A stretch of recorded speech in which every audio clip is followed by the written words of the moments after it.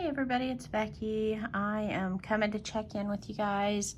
Quilt camp is over for the weekend, and I appreciate all the votes. Sunflower quilt did win, but I had absolutely zero desire to sew this weekend. So in lieu of sewing, I took my diamond painting to quilt camp. I spent majority of Saturday working on baskets for an upcoming quilt show for our raffle. And because of that, majority of my day was spent Saturday doing that. Like, it was after dinner when I was finally ready to like go home and get a project. So I decided to just take my diamond painting, and that's what I did. Anyways, I was just watching Lazy Retired Granny try to play with tweezers. And one of the things that I noticed, Granny, you were holding them like this, like an upside down fork.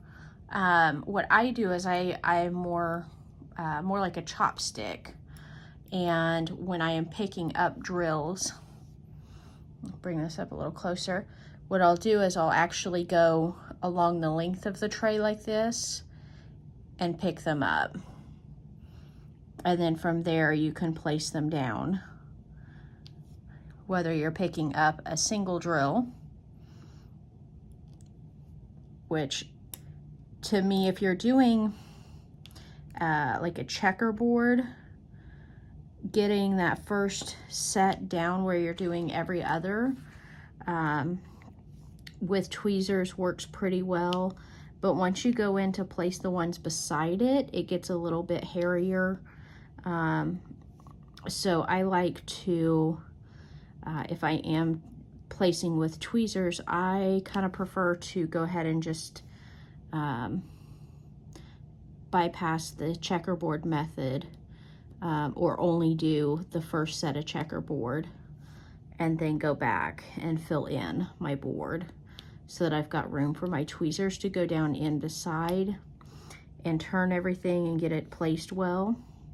Does that make sense? So yeah, I think more like holding a pen or pencil or holding chopsticks, and make sure you're running the length of the tray rather than across, because when you're trying to pick them up across the tray, what ends up happening is you're hitting those. You can do it, but you are hitting the walls of the grid line more so than if you're turned like this. It's just easier. That's what I have figured out when I'm using tweezers, which honestly at this point with this particular painting, I have gotten a lot better at picking up my drills with my four placer. And when I set them down, I usually will do a rolling method unless the gap is only 4 wide, and then I can pluck them straight down when I've got ones on either side of it. So I will start at one side and roll and kind of rock them into place.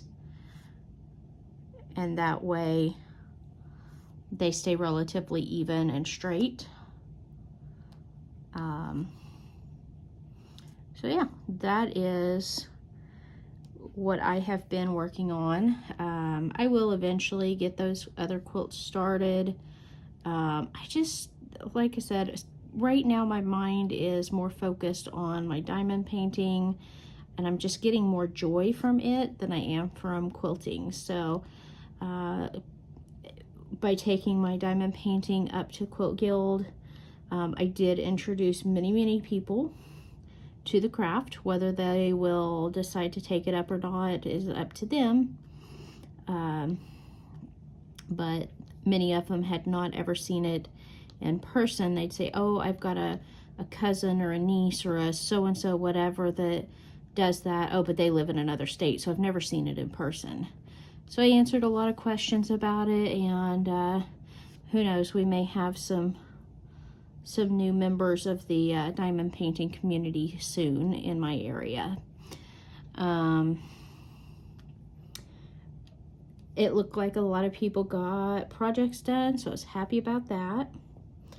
I am behind on videos again though, as usual. So I am, I just watched day 1 of Granny's working on Moonlight in the Garden. I've got some to catch up on from DP Crazy Lady, and I'm sure a few other people that I have gotten behind on. So I'll be playing with that over the next couple of days. No jury duty for me this week, so yay. I called to check my reporting status, and they don't need me this week, so just my regular work week. And then Friday evening, I am taking my best friend up to Branson, Missouri. I think I talked about that in another video, that we're going to go see Esther at Sight and Sound Theater and do a lot of shopping and just kind of spend some time together, just the two of us. Originally, we had planned on my husband going with us too, because he was wanting to see the play that we're seeing, but he decided that the two of us needed some girl time together, so he opted to stay home. So, yeah, that was my weekend in a nutshell, and so I'm going to keep this one short. If you guys have any questions about using your tweezers or multi-placers or anything like that, I'm certainly no expert, but I'm happy to help where I can. Just give me a holler and I'll see what I can do to help you out. Oh, update on the canvas. I've got one little duck done here. And when I get over to this side that you can't see on camera, let me shift a little. So there's another duck right here. I do not like that bright colored outline on that particular duck. So I'm gonna kind of leave this one for right now once I get to that point, and I'm gonna look at different color drills and see how I like a different shade of gray there, maybe, just to see what I can do to make it look more appealing to me. So, you know, that'll be kind of the one thing that I change about this canvas, is just that one little duck. I think everything else I'm planning on just leaving as is. But yeah.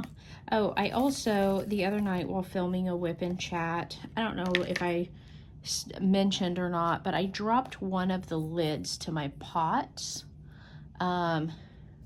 And I chose in the moment not to pick it up right then and there. I planned on picking it up once I got done filming. That was a huge mistake because I forgot about it and now I can't find it. So, my cat probably carried it off. Hopefully she did not eat the sticker off of it. If she did, hopefully it passes. Because I cannot find the lid and I have not seen the sticker. So, fingers crossed my cat did not eat it. Whether she carried it off to play with it or whatever is fine. But of course I had some empty jars in this, you know, since it is, it's only what, 53 colors. So my 60